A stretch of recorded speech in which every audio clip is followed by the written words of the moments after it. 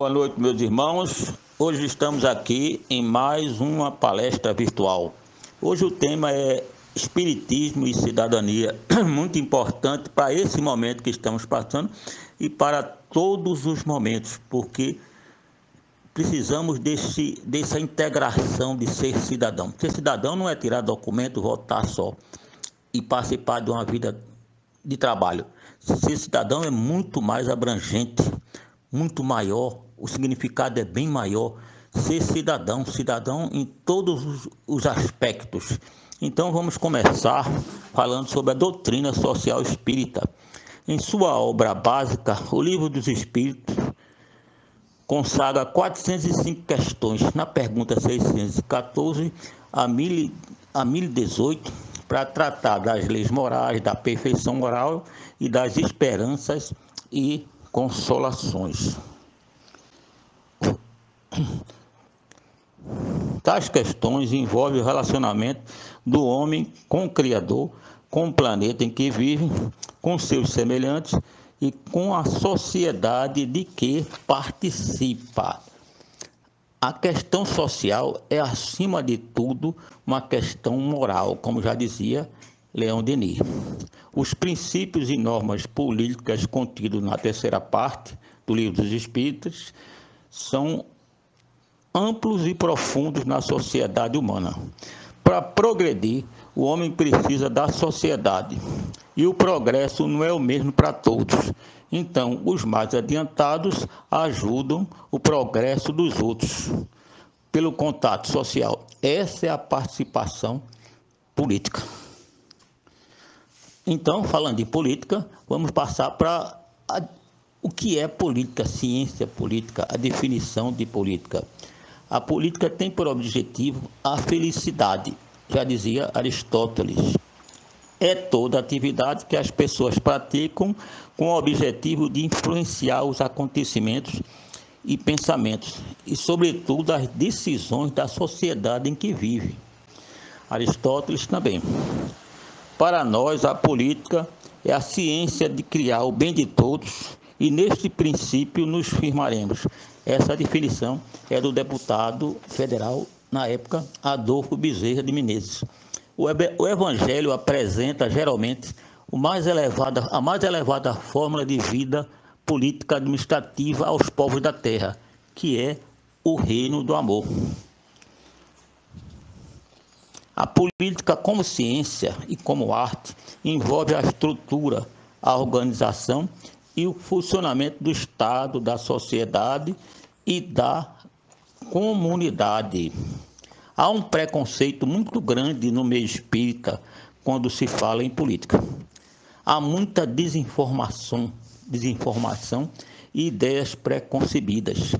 Política é a arte de administrar de forma justa a sociedade. É a arte da conciliação das decisões. Então a política está em tudo que o homem realiza. Todos nós somos políticos. Então, cada ação que a gente faz conjunta, cada decisão que a gente toma, por exemplo, no orçamento doméstico, se a gente prioriza alguma coisa para comprar, vamos comprar o quê? Isso, aquilo. Não vamos comprar tudo porque o orçamento não cabe. Vamos priorizar o que comprar. Necessidades básicas, necessidades de limpeza, necessidade de alimentação, enfim. Essa ação é um ato político. Quando se faz uma reunião administrativa no centro espírita, se toma prioridades, se coloca ideias novas, ou execução melhor das ideias que já tem, também é um ato político. Então, a ciência política está em tudo e a gente precisa ter essa noção para conhecer o que é ser cidadão, o que são os elementos de cidadania.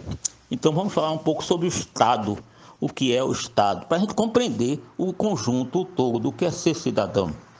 O Estado é um complexo de órgãos,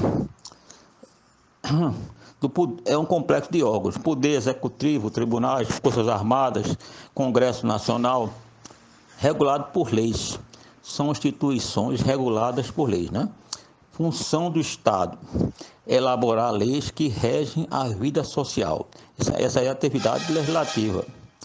Executar as leis e administrar os negócios públicos. Função executiva: aplicar as leis a situações específicas. São atividades judiciárias. Os poderes do Estado, né? Chamados poderes do Estado. O poder legislativo: elaborar leis e fiscalizar o poder executivo. O poder legislativo é composto por vereadores, deputados estaduais, deputados federais, senadores, que são elaboradores de leis e fiscalizadores do poder executivo, que governos municipais, governos estaduais e presidência da República. O poder executivo tem a função de governar o Estado e fazer cumprir as leis. São as prefeituras, os governos e a presidência da República. O Poder Judiciário tem a função de interpretar e aplicar leis nos dissídios surgidos entre os cidadãos ou entre os cidadãos e o Estado. São os desembargadores, os juízes, né, que interpretam as leis. Falar em leis, como a gente obedece leis, como a gente participa das leis, vamos compreender como é feita uma lei. Um deputado ou senador, ou uma comissão, ou mesmo o presidente da República, apresenta um projeto de lei, que ainda é uma proposta, não é lei. Esse projeto é discutido onde foi apresentado. Se foi na Câmara dos Deputados, depois de corrigido e aprovado, é enviado ao Senado para revisão. Aprovado nas casas, é enviada ao presidente da República, que tem 15 dias para sancioná-lo ou transformando em lei. Se sancionado, essa lei passa a vigorar, obrigando todos os cidadãos a obedecê-la, a partir da data de sua publicação no Diário Oficial da União. Então, é necessário que a gente saiba o que é uma lei, para compreender o que é uma lei, né? Compreender porque nós obedecemos leis. O que é a sociedade e o que é a comunidade? É importante também para a gente se situar o que é a sociedade e o que é a comunidade, que a gente vive em sociedade e vive também numa comunidade. A sociedade é uma ação conjunta e racional dos indivíduos no seio da ordem jurídica e econômica. É um contrato, a parte mais jurídica, mais formalizada. A comunidade implica a existência de formas de vida e organização social onde impera essencialmente uma solidariedade feita de vínculos psíquicos afetivos entre os componentes do grupo. É dotada de caráter individual, fortalecendo solidariedade inconsciente, feito de afetos, emoções e confiança. A comunidade antecede a sociedade. A sociedade é uma espécie de organização. A comunidade é mais informal, é uma coisa mais afetiva, mais interativa, mais emocional. Enfim, é necessário que nós saibamos o que é o Estado, o que é a sociedade, o que é a comunidade, o que é política, o que são as leis morais, que são a lei de sociedade, lei de lei de sociedade, lei de igualdade, lei natural, lei de conservação. São várias leis que abrangem o social do ser humano, não é? Então, para compreender o que é ser cidadão, compreender o princípio de cidadania. Então, nós precisamos ter esse embasamento para compreender o que é a cidadania. Já que falamos sobre cidadania, já falamos sobre política, sobre Estado, né? A doutrina social espírita, sociedade, comunidade, que a gente precisa ter essa noção que o espiritismo é importante porque dá esse cabedal de conhecimento, de informação, mas não só informação, entendimento, compreensão, né? Para você compreender melhor né? Compreender, entender, apreensão, não só aprender com a memória, com a massa cinzenta, mas apreender com o espírito, apreender com o perispírito, apreender com o coração. Enfim, é necessário compreender todo esse embasamento que a gente fez no tópico passado, para a gente entender melhor os deveres, direitos de cidadania.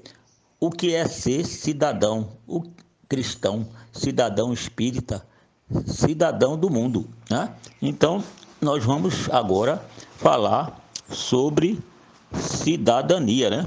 E para começar a falar sobre cidadania, nada mais do que o conceito de cidadania, o conceito mais básico, né? Cidadania é a consciência popular dos direitos e deveres sociais. Direito à vida, ao trabalho, a ter casa, comida, roupa. Dever de cumprir as leis civis, não matar, não roubar e principalmente o direito de cumprir as leis de Deus, né?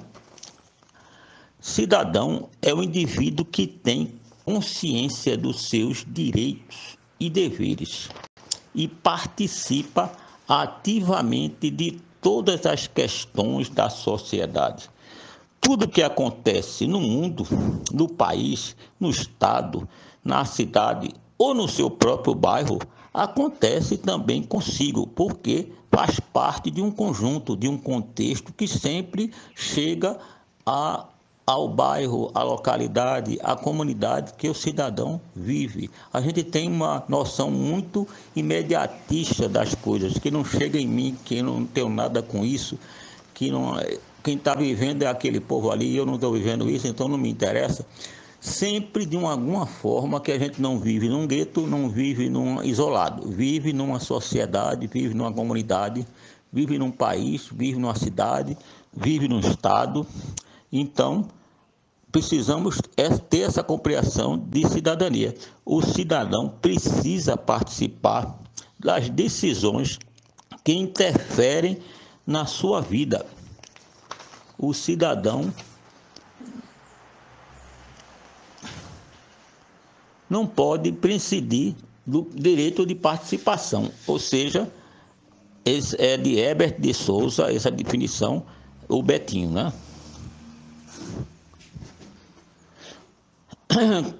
Qual é o atual estágio de cidadania cristã?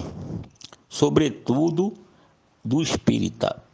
Esse estágio é baixo, muito baixo. Aliás, o estágio de cidadania da própria sociedade. Mas como estamos falando dos espíritas e é uma palestra espírita, falaremos também sobre o estágio de cidadania do espírita. Se somos o coração do mundo e a pátria do Evangelho, o que estamos fazendo para que isso se constate, a questão da cidadania? Nossa sociedade é muito dependente do governo. Transfere tudo para o governo. As pessoas, os espíritas, estão sempre se queixando, reclamam de tudo, reclamam que a luz está apagada, reclama do poste que queimou, reclama dos buracos, reclama da conta de água que está alta, da conta de luz, do gás que aumentou, reclama do presidente, reclama do governador, reclama do prefeito, reclama de tudo. Aí Joana de Ângeles, no seu livro Autodescobrimento, ela diz que a queixa é a desculpa para a imobilidade mórbida, ou seja, para não fazer nada, para ficar imobilizado, para ficar só reclamando. E a gente não pode ficar só reclamando. A gente tem que participar da vida material e da vida espiritual, que o espírito tem duas dimensões, a dimensão espiritual e a dimensão material. O espírito é formador de opinião e tem a responsabilidade de formar opiniões que mudem hábitos e mentalidade dos seus adeptos. O espírita precisa compreender que a vida material e a vida material são dimensões contínuas da própria vida, já dizia Leon Denis. Os problemas e situações difíceis, desemprego, velhice desamparada, criança abandonada, não são culpa só do governo e nem culpa de Deus. É necessário que haja uma parceria entre o governo e a comunidade para resolver esses problemas. A comunidade sabe quais são suas necessidades e tem algumas propostas para resolvê-las. E o Estado, o governo, tem os instrumentos e os poderes para resolvê-los. Exemplo, a Polícia Cidadã, o orçamento participativo. A Polícia Cidadã é um projeto do governo do Estado que até deixaram de implantar. É a polícia que ficava nos bairros, polícia nos bairros, que ficava coordenando nos bairros, cada bairro tinha os policiais, e esses policiais tinham contatos com as comunidades. Em cada comunidade tinha um telefone deles que indicavam modus operandi, locais que tinham mais assaltos, enfim. Esse processo parece que não tem mais, mas era bem interessante que havia uma participação da polícia e da comunidade que sabe realmente onde tem os problemas. Outra coisa interessante é o orçamento participativo, que a prefeitura ainda continua fazendo. Definir com a comunidade quais são as prioridades de obras para aqueles locais. Obras de morro, obras de escadarias, calçamentos, drenagem, enfim. A comunidade organizada definia com os técnicos da prefeitura, de acordo com o orçamento previsto, o que deveria ser feito. Veja que coisa interessante. A prefeitura, o governo, no caso, e cidadãos. É um exemplo prático e importante de cidadania. O governo é apenas um representante da sociedade.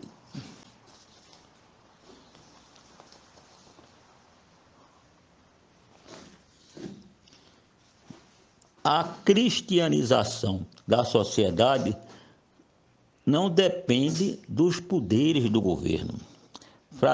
Fraternidade, caridade, solidariedade, compaixão não se impõe por decretos, por leis, nem humanas e nem divinas. Aí tem uma história bem interessante, uma história que a gente vai contar. É o socorrista recalcitrante. Um homem encontra um doente em uma noite muito fria.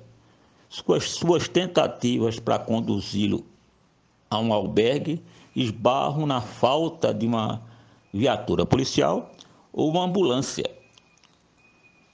Reclamando pela ausência da colaboração oficial, o cidadão deu o caso por encerrado. No outro dia, o doente foi encontrado morto de frio. Este homem deveria ter colocado aquele outro homem no seu carro ou num táxi para levá-lo a um albergue, pois uma vida humana vale muito mais do que embaraços burocráticos ou despesas decorrentes dessa iniciativa. Então, é necessário que a gente pratique, tenha solidariedade, né? Não fique só na teoria. A ação espírita não pode ficar limitada às quatro paredes do centro espírita, mas deve ter uma participação na sociedade.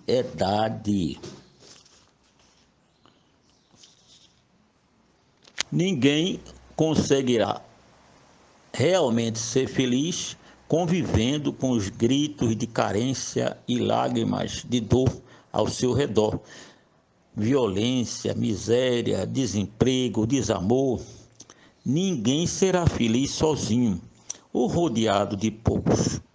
a participação popular na determinação das necessidades essenciais, na busca das soluções e na transformação da realidade é a base da integração do espírita na sociedade. O caminho para isso é o exercício puramente de cidadania. É urgente melhorar as condições espirituais e sociais da humanidade. É preciso conscientizar para construir. Interessante, né? Essa questão. Aí a gente poderia também falar um pouco sobre a cidadania cristã, né? Que é um item das leis morais, né? A lei de amor, justiça e caridade, que é o básico das leis morais, é o básico da doutrina social espírita. O amor resume toda a doutrina de Jesus. Amar a Deus sobre todas as coisas e ao próximo como a si mesmo. Eu, o próximo e Deus. E nunca eu e Deus só. É como a gente vê muito, eu e Deus. O próximo que se vire, né? Não é assim, não deveria pelo menos ser assim. Substitui o endividamento pelo relacionamento. O endividamento pelo relacionamento entre as pessoas. Acaba com as misérias sociais. Contém os impulsos inferiores. Liberta as virtudes sublimes latentes. O amor dispara dentro de cada um de nós o processo de sua própria renovação. Isso é a parte do amor, que está amor, justiça e caridade. A justiça. Pergunta 875. Em que consiste a justiça? É respeitar o direito das pessoas. Seu direito termina quando começa o direito do outro. O respeito à alteridade é o início do processo amoroso. A justiça também é importante, né? Que é a interação entre a lei natural, que é a lei de Deus, e a lei civil, a interação entre um e outro. Que consiste a justiça? Interagir a lei de Deus e a lei civil. A caridade, segundo Jesus, está na pergunta 886. Qual é o verdadeiro sentido da palavra, segundo Jesus? Benevolência para com todos, indulgência para com as imperfeições alheias e o perdão das ofensas. Benevolência para com todos, não é só com a família, não é só com o amigo, não é só para as pessoas que me interessam, né? Que a gente tem muito disso, né? Me interessa para quê? O que é que eu vou precisar dela agora ou no futuro? Eu vou ser benevolente por interesse, eu vou ser benevolente por ocasião, vou ser, né, benevolente pela minha proposta de vida pessoal.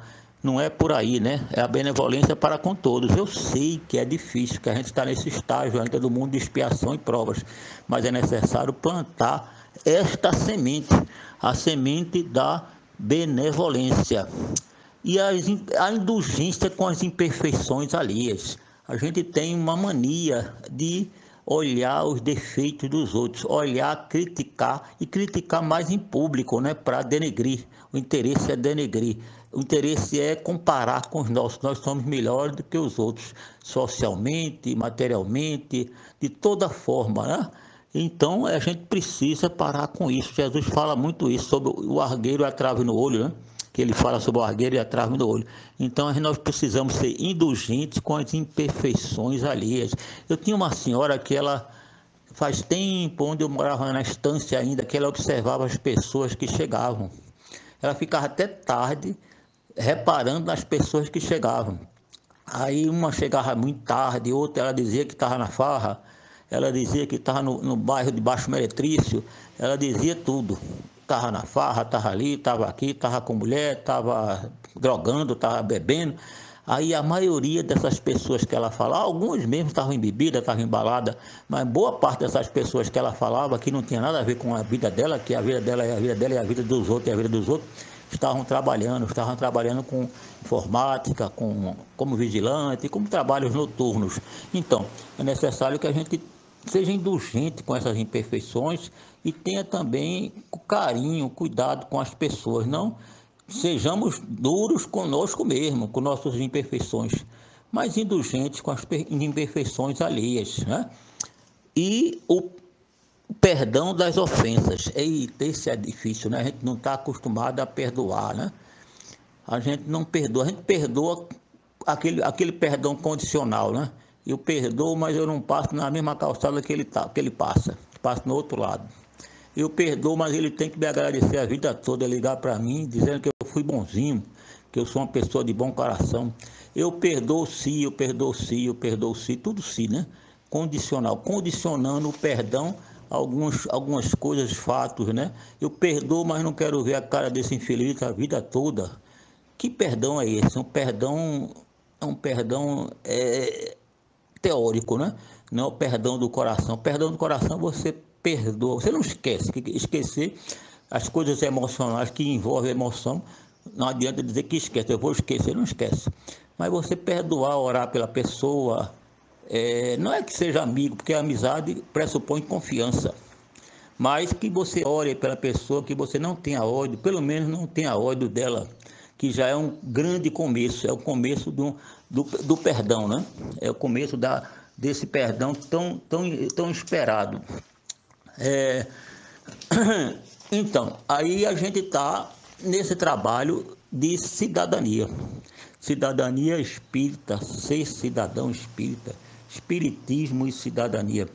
Um assunto muito importante, pouco utilizado nas palestras, pouco utilizado nos seminários, pouco utilizado em exposições doutrinárias, mas é necessário que a gente está no mundo, o homem está no mundo, o homem precisa viver a vida espiritual, a vida material, precisa obedecer leis, precisa conviver em sociedade, precisa compreender os seus direitos, os seus deveres, ser um cidadão, cidadão do mundo, ser um cidadão cristão, o cidadão que ama, que é solidário, o cidadão que é benevolente, que é indulgente, que perdoa, o cidadão que está consciente dos seus direitos e deveres, o cidadão espírita, não só espírita na casa espírita, que é fácil ser espírita na casa espírita, mas ser espírita no lar, que é o dia a dia, que são 24 horas ou um pouco menos, né? Claro que a gente sai para trabalhar, sai para a escola, mas a vida toda no lar. Acordar e sair, voltar para casa, tomar café, almoçar, enfim, ser consciente, ser cidadão no lar, compreender a esposa, os filhos, a pessoa que trabalha conosco, compreender, brincar com o cachorro, compreender que a vida tem muitas dificuldades, não se amargurar tanto, não se estressar tanto, compreender todo esse processo de vida, ser cidadão na comunidade, no bairro, ser cidadão na escola, no trabalho, aquele chefe impertinente, aquele colega que fica dizendo que a nossa religião é coisa de Satanás, que a gente é babaca, que a gente vai para o centro, que a gente, em vez de ir para a praia, ir para o bar, no domingo à tarde vai para o Joana d'Arc, por exemplo. A gente precisa compreender o momento de cada um. A gente passa ali no Joana d'Arc e vê aquelas pessoas jogando dominó, bebendo, aí vai logo criticar, podia estar no centro, podia estar no templo protestante, podia estar na igreja católica e está aí bebendo. A gente precisa compreender que eles estão ali no processo mental e espiritual de cada um. Não estão fazendo nada demais, estão roubando, não estão tomando droga, estão apenas jogando um joguinho, né, um entretenimento. E é o processo de vida deles é este. Então a gente tem que compreender o que é esse cidadão, principalmente nessa época, a época dessa pandemia do coronavírus, né? Que é uma lição de humildade, de solidariedade, de carinho, de atenção para nós, para a família, para o próximo, para o mundo, esse mundo materialista, esse mundo cheio de guerra, de doenças, da doença do corpo e da alma. As pessoas estão querendo tudo, querendo ter tudo, querendo conquistar países, conquistar pessoas, conquistar ideias, né? Impor ideias, não é nem conquistar, impor. Conquistar também, mas impor ideias, né? Não tem a alteridade, né? A compreensão das diferenças de cada um, a empatia por se pôr no lugar de cada um. Enfim, essa pandemia veio para nos ensinar. É necessário que a gente se contagie, mas não é com o vírus do coronavírus, não. Contagie de felicidade, contagie de solidariedade, de carinho, de atenção, de respeito pelo próximo, seja ele quem for, pelo amor de Deus. Minha esposa estava falando sobre uma pessoa que estava comentando, e esses pobres não têm essa doença não, só tem as pessoas de classe média. Meu Deus, que pensamento, meu Deus. Discriminando, a discriminação social. A gente não pode discriminar, a gente tem que ajudar a si próprio, ajudar ao próximo. Como eu disse antes, como a consciência de cidadania é uma consciência de coletividade, de sociedade, de comunidade. Nós não vivemos sós, nós não produzimos tudo. O pão que a gente come alguém fez, plantou o trigo, fez o pão. O carro que a gente está andando ou o ônibus foi fabricado por uma fábrica com muitas pessoas trabalhando, né? O alimento que a gente come também já veio de outras pessoas, outras produções.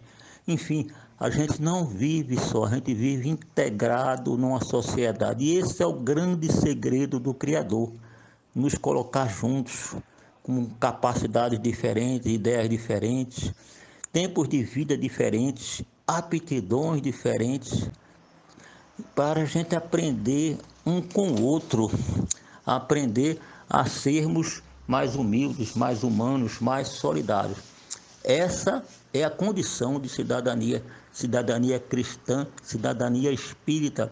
É preciso aprender essa lição dessa pandemia para que possamos melhorar, possamos ser outros, possamos mudar as nossas atitudes, né? Nossas teorias, nossas ideias, não.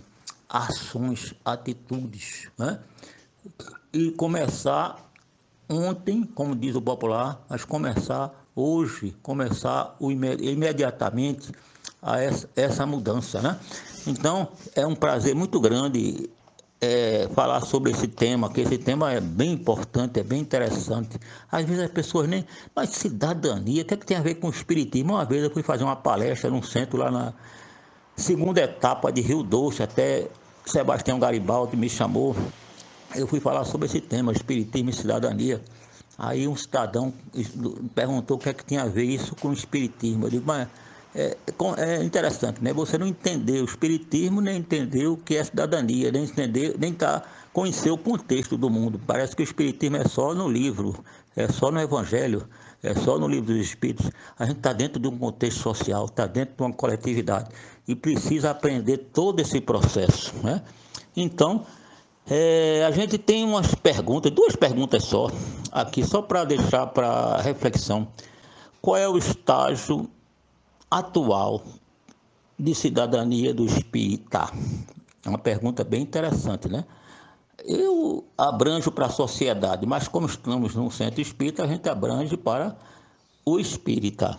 E que tem feito as instituições espíritas para favorecer o processo de conscientização sociopolítica de seus frequentadores. A gente deixa essas reflexões, essas duas perguntas para reflexões das pessoas, para elas entenderem o que é o espiritismo, o que é que o espiritismo pode mudar, que o espiritismo, a doutrina é uma coisa fantástica, você abre a consciência, abre suas ideias, você tem uma visão de mundo bem diferente quando você estuda o espiritismo. E para concluir, nós vamos ler aqui um texto, um pequeno texto Fernando Sabino: de tudo ficam três coisas: a certeza de que estamos apenas começando, a certeza de que é preciso continuar, a certeza de que podemos ser interrompidos antes de terminar, fazer da interrupção um caminho novo, da queda um passo de dança, do medo uma escada, do sonho uma ponte, da procura um encontro. Um grande abraço para todos, que Deus os abençoe, abençoe a todos nós e que possamos ser cidadãos cristãos, cidadãos espíritas e cidadãos do mundo.